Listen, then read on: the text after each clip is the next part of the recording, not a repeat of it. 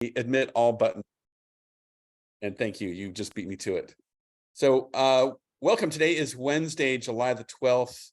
I'm Joel. I'm joined by my colleague, Tim Thompson. Today on the weekly briefing, we're going to be talking about, are your rates competitive? Now, first, let me just say, Tim, I'm going to warm everybody up by reminding us what the weekly briefing is and what we do.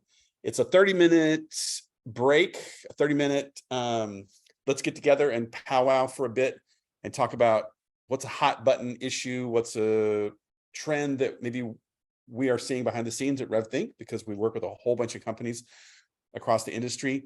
Or is there just something in the community that is lighting people up, that is an issue that we feel like it's timely? Let's process this. And Tim, that's sort of the genesis of today's conversation, because after Cannes, okay, so I was in south of France a few weeks ago for the Cannes Lions.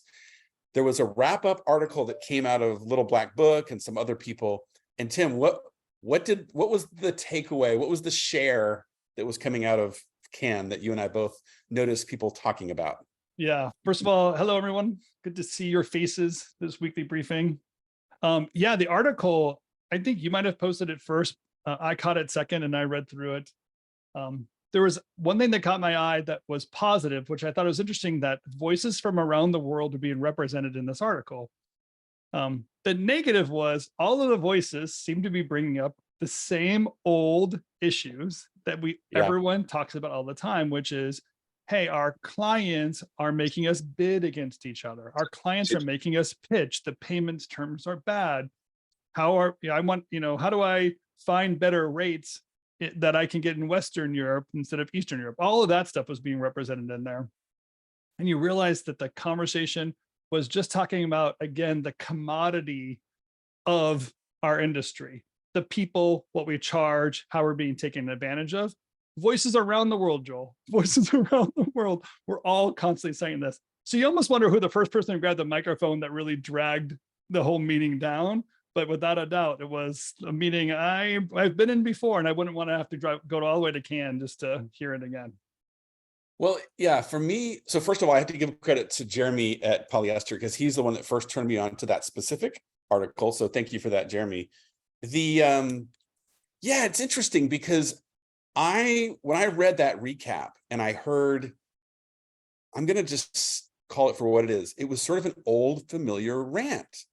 It's like the rant about pitching and, pitching for free and beating us up on rates and all this. And I kind of had this thought, like, man, it cannot be 25 years later and we're still talking about this.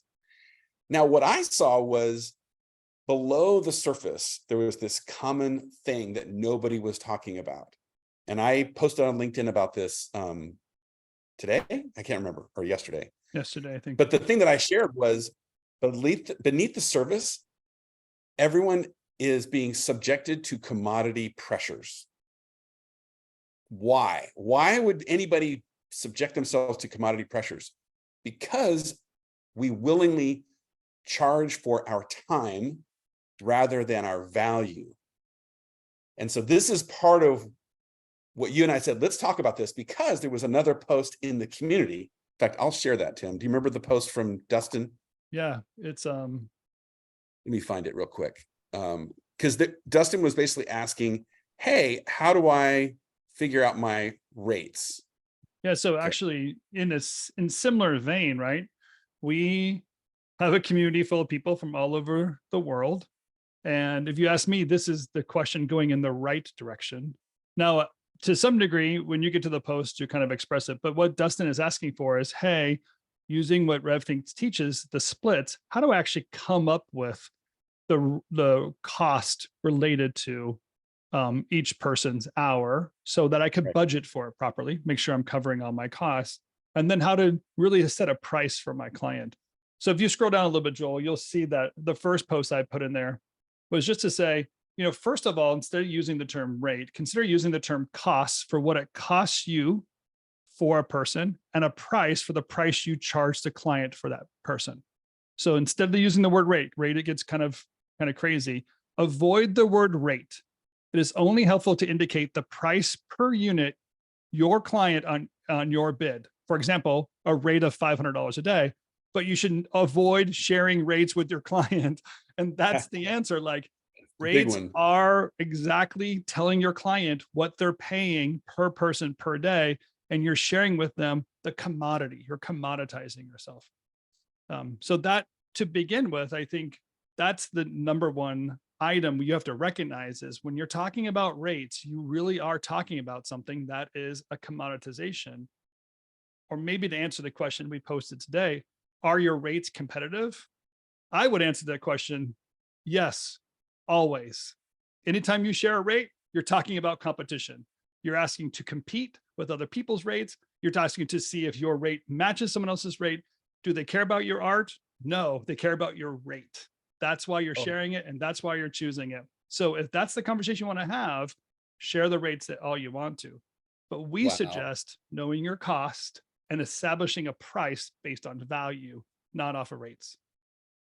Okay, so yeah, you just saw me wince because a bunch of other people I was on a probably rant there also for a minute, so sorry.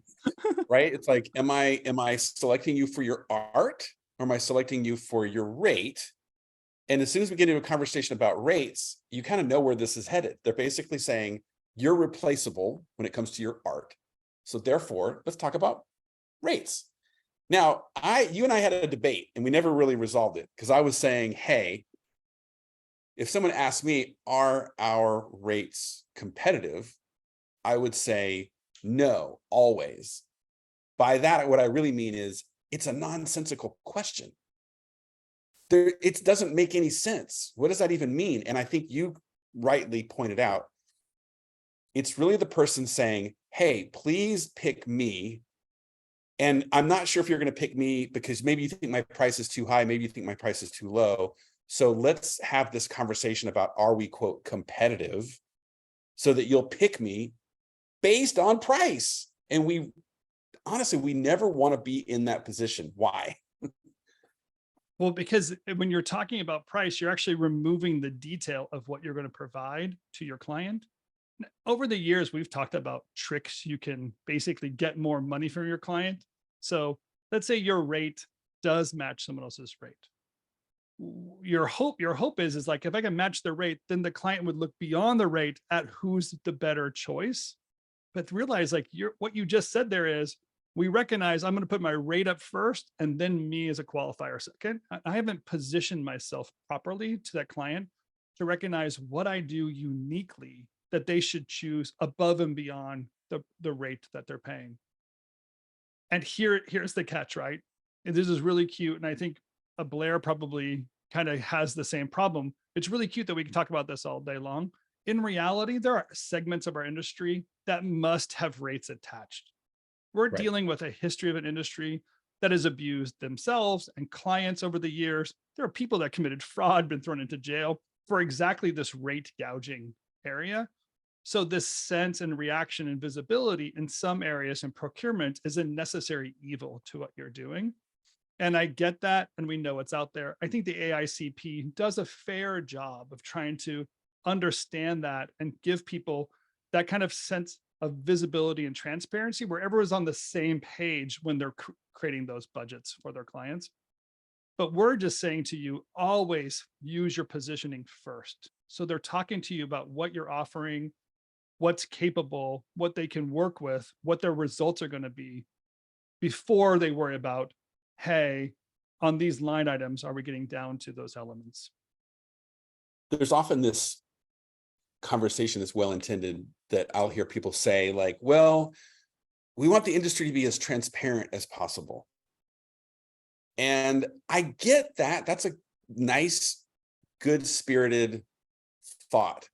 However, how many of us buy a car and demand that Lexus show me the breakdown of how much they're paying their people that made the car? Like, it's nonsensical.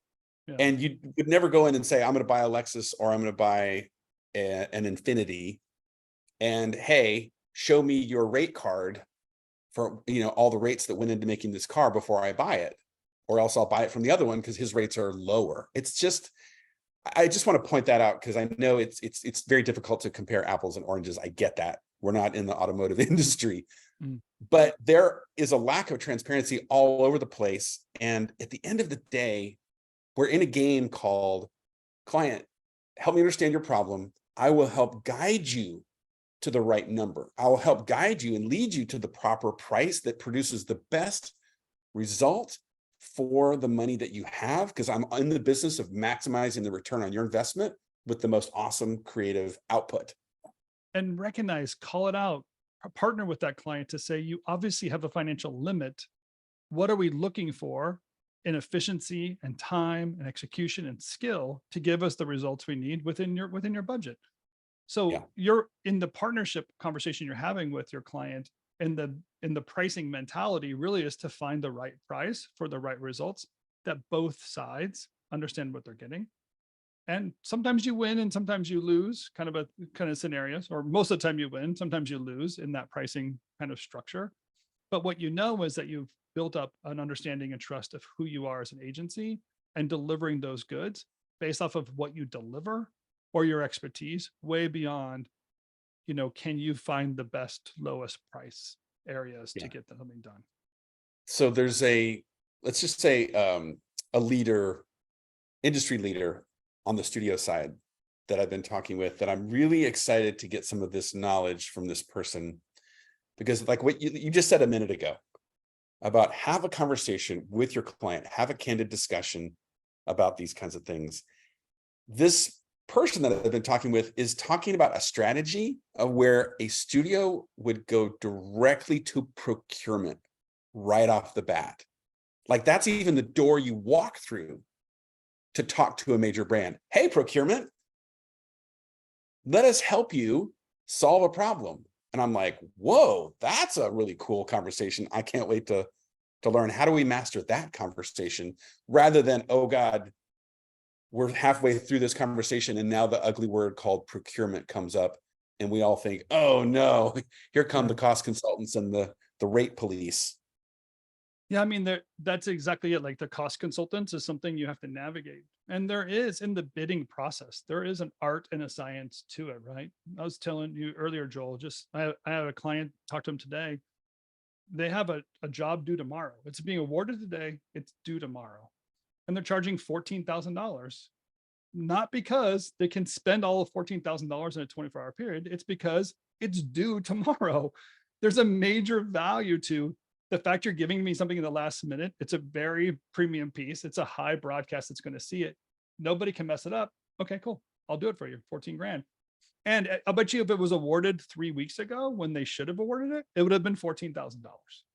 It's the price per object or price per deliverable that they took.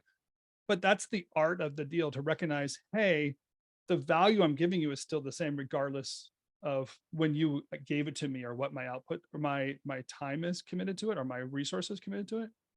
The other side of it is, hey, can we actually find the way to work in the competitive pricing we might have over others?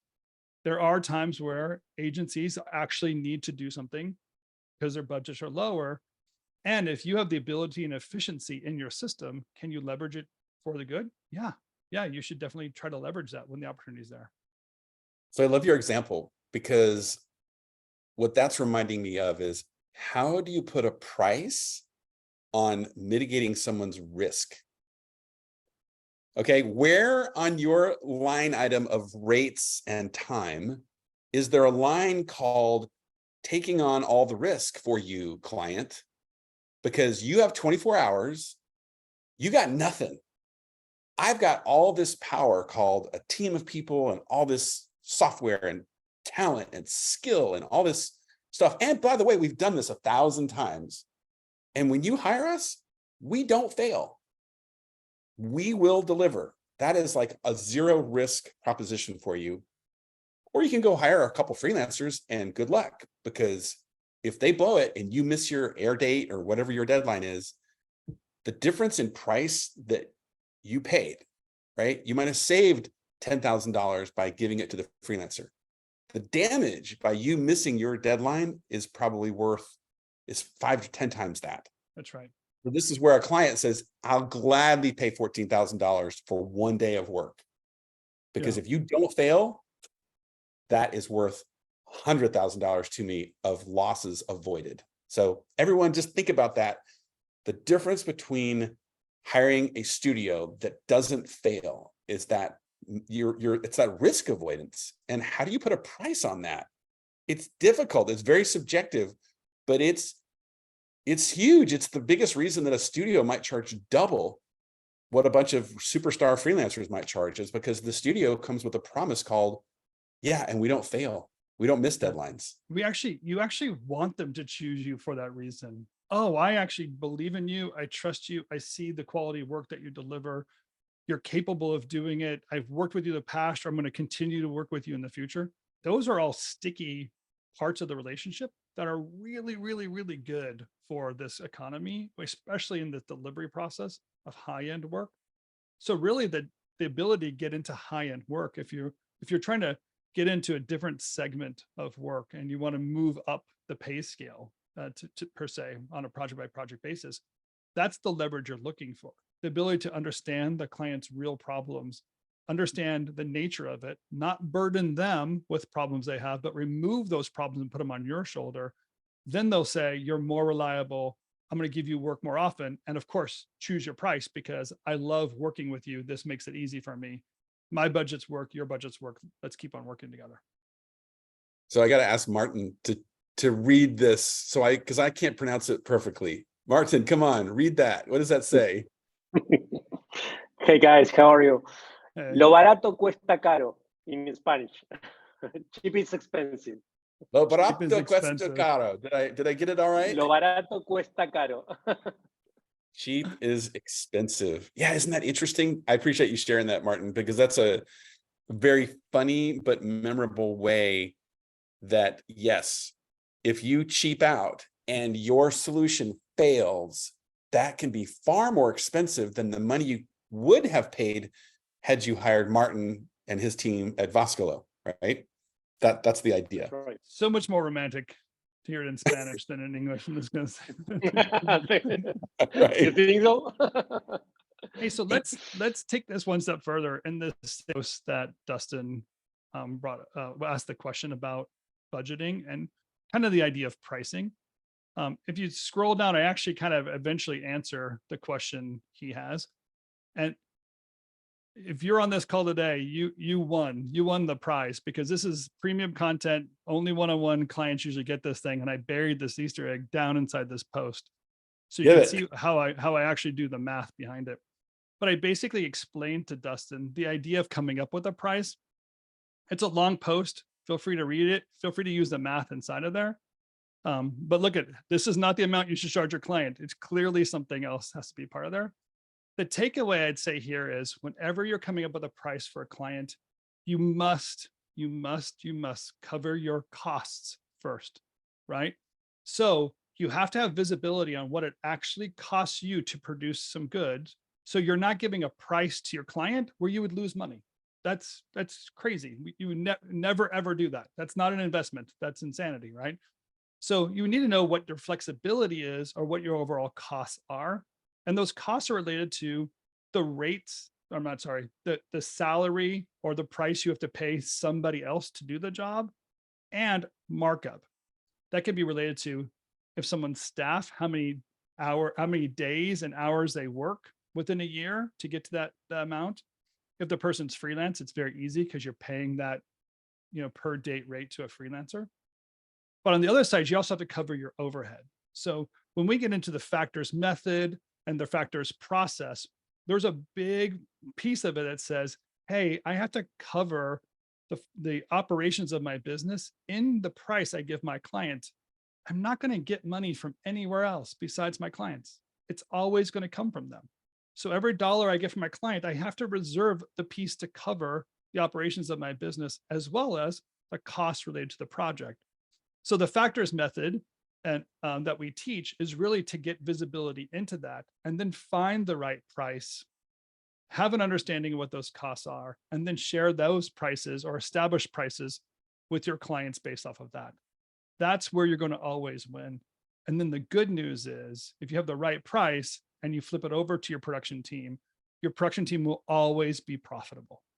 because Yeah. your profit and your overhead are attached to the price and the project. You're not waiting for the end result to be profitable. You put profit first into that price. I'm thinking of, I remember Matt, who runs Hugo in DC.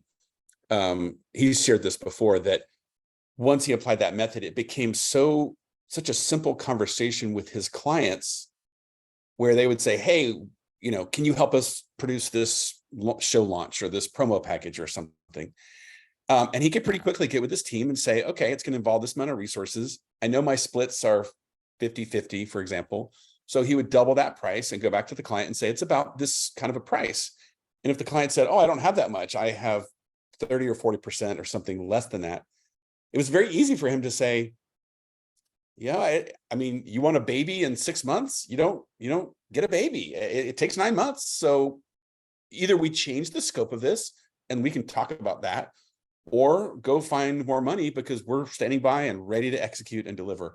And his whole sales conversation became so much simpler and easier because there wasn't this fog of, well, what should my rates be? And should they include markup? And should they include production fee and pad and fringe and all this other nonsense that makes the process just confusing? Yeah. It changes your positioning with your clients. You're talking about a marketing approach to explaining how you work and how they're going to work with you. When you're in a price-based model, you're explaining really what the deliverable are, what the relationship's going to be like, and why you work, in the method and operations that you put out there. And a lot of whys are a part of that process. So why am I charging you this price? Well, because here's what I'm going to do for you. And the client understands, oh, you're going to provide a service to me. Oh, you're going to give me oversight. Oh, you're going to take risk away. Okay, that makes sense to me. I'm not just comparing your rate against someone else's rate and then assuming a bunch of stuff. You get to be part of that conversation in that value package that you put together. So I would be remiss if I didn't mention, because by the way, I'm looking for a little sketch in my notebook here if it looks like I'm distracted, because I think I talked about this risk thing and I drew a little diagram. Anyways, for the first time ever, Tim, you are going to lead a factors method accelerator coming up in, well, not quite a month or so when we launch and announce the next batch of accelerator courses. So I'm excited because we've been sort of waiting, right? Because you've taught this method to a lot of individual owners one-on-one, but this will be the first time we put it into a group course where everybody can go through the process. And are we going to talk about rates? Are we going to talk about the splits? Are we going to talk about budgets and production roll-ups and actualizing and all this stuff? Yeah, absolutely. It's fun because I was doing a call this morning with somebody who has one of our roll-ups and has been kind of, we'll just say, like, guessing how to put a roll-up together and what the split should be. And then today we finally did an engagement and I ran a factors report for him. And when I showed him, hey, here's where your money is going and how the split should actually work, like, you could see visibly in his eyes whoa, okay, now that makes sense. And he can see how he can control and always capture the profit on the other end. As a matter of fact, his current splits that he's been guessing would even capture more profit than what we would originally calculate. So he's already seeing the ability to control and manipulate the outcome and the profit of the business on a job by job basis, because you can see how the price you give your clients and controlling the costs lock in profit and margin and all these little things you want to do, including long-term needs, future request items, and sometimes even calculated losses, projects that you've taken on or pitches you've taken on that you knew you were going to spend money and might not recuperate. All that has to be wrapped up into every single job you're doing. So it's really it's fun. I hope to win over a lot of hearts and souls and minds in this process because it is a game changer. Okay, so to everyone here whose eyes glazed over a little bit as Tim was going, I get a little geeked out of it. Okay, here's actually the other thing I want to say, because Tim, sometimes you don't mention this, and I think this is so important, is it's also a method that enables your producers and your creatives to produce their very best work within guardrails. right? So this is actually one of the really strange byproducts of, by controlling costs, right, having visibility into production, you actually unleash your producers, who are magicians, to get the most they can possibly get out of your creatives, which is very different than when you go to your producer and you say, spend as little as possible, but make the client as happy as possible. And they look at you and they say, that doesn't make any sense. I can't do both of those at the same time. Yeah. The factors solves that. It basically says, here's all the money you need. Now make the project as awesome, as creative, as cool as possible. So sometimes, Tim, you'll see companies apply that method and the quality of their work goes up and the team gets happier, even though the owner is like, wow, I'm actually more profitable now, strangely. Joel, when you say that, it's obvious where I converted you at impossible, because that, I swear, was the moment where the production team thought, wait, you're putting limits on what I'm doing. And I said, no, to be honest, I'm actually creating transparency with what you're doing, because you always had limits. But now you get all of the responsibility and all of the authority, instead of thinking, Joel's giving me all the responsibility, but he's always going to tell me I could have done better. I could have done better. No, we don't have to do that anymore. We can just say, go for it.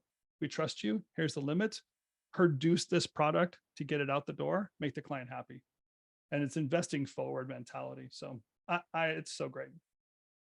All right, so we're going to unpack this whole rates thing tomorrow. So for anyone that's in the community and in Confab, what you have to look forward to is we're going to pull out our calculators and make some spreadsheets. What's on the agenda? Well, I actually have a calculator. We're going to walk through some of what's in this post and answer a lot of questions about how to get down to a price. Because at the very end, there is kind of a science, there's an art form to it. Because even after you understand what your minimum price might be, you might realize in some marketplaces that's too costly to your client and they can't afford that amount. Or you might be creating a price that's too low, and the value proposition of your creative director might be way beyond what the calculator does. So we're going to talk about a little bit of that too, how to position yourself into that value. Joel, this happened with Footy and I last week. We were talking about this and then you rolled it over to Confab. Some people are wondering how to join Confab. And I know that we just kind of put a paywall the first time ever we had a almost automated paywall. So maybe you can jump into that too. If you want to join Confab, it's a weekly mastermind that we do, that Joel mostly and his team came out of running it from the old Jumpstart days. This is a byproduct of, or a play out of Jumpstart. But it is a weekly mastermind. We choose topics or do a series, bring on guests, and so much more, but the opportunity is there. Yeah. Well, my apologies that our team didn't put your face on that promo there for the event tomorrow, because Tim's going to be running more than me. Yeah, exactly. But yeah, well, I think this will be really helpful, because for people in Confab, it's been nice that we kind of come back to the factors method several times throughout the year. It's just kind of a recurring theme that we come back to, and people need a refresher, or maybe something they built has broken or what have you. So tomorrow will be going back to the old, all right, what are our internal rates that we're not going to be sharing with our clients externally, right? Yeah. And how do we price it the right way? And probably even answer some of those questions about explaining it to a client so they understand why that price is what it is and how to make your client comfortable with those prices. So Arturo, I see your question here. How do you sign up for it? So once you're a member of the community, if you go into the Confab space and click on it, you'll see that screen that has the information about Confab, and then there's an apply button there. So just follow that. And of course you can DM me or Tim if you're inside the community, and we'll point you in the right direction if something's not clear. Okay, Tim, I think that's our briefing for today. So I'm looking forward to seeing you tomorrow again. And I guess what's your encouragement? Send everybody off with a benediction about, are our rates competitive? Well, I'm going to answer the same question as waited before. Are your rates competitive? They're always competitive. If you choose to try to win a project on rates, you're asking for competition about rates. So please understand that in that conversation with your client, you have the burden of teaching them the value that you're presenting and why the price you're giving them matches the output that they're looking for, and stay comfortable with that. You don't have to over explain it. You don't have, it's just great. You can give them a flat number and explain it to them, make them comfortable with it. And that's where you win. Love it. Thanks everyone for being here for the weekly briefing. We'll see you next week, or between now and then, we'll see you inside the community. If you want to jump into that because you're not a member, it's community.revthink.com. And Tim, thanks. Of course, We'll see you. good to see you. Bye, everyone. Okay. Bye, everyone. Guys, appreciate it. Cheers.